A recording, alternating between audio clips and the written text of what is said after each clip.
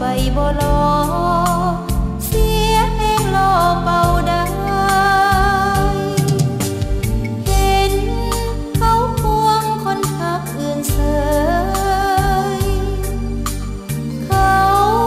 เปิดเผยอย่างบ่เกรงใจเขาหักจริงแท้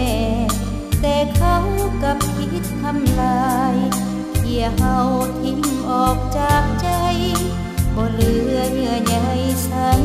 ญาผิด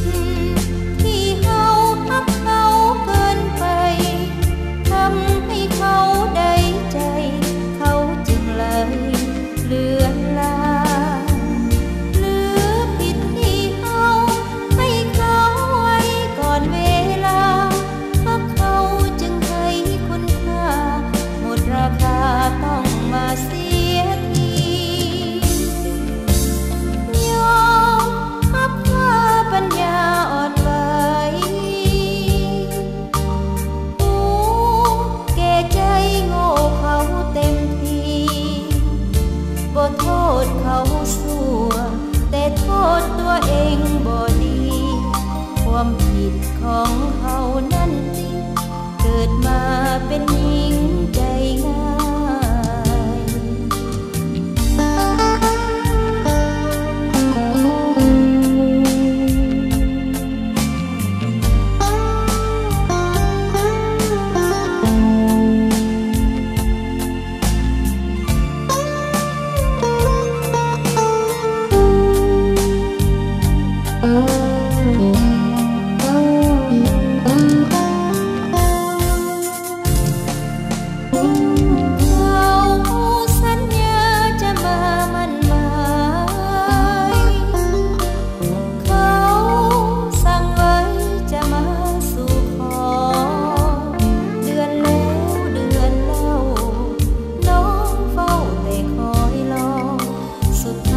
เขาไปบ่รอเสียแห้งรอเป่าได้เห็นเขาควงคนหักอื่นเสยเขาเปิดเผยอย่างบ่เกรงใจเขาหักจริงแท้แต่เขากับคิดทำลายเขี่ยเฮาทิ้งออกจาก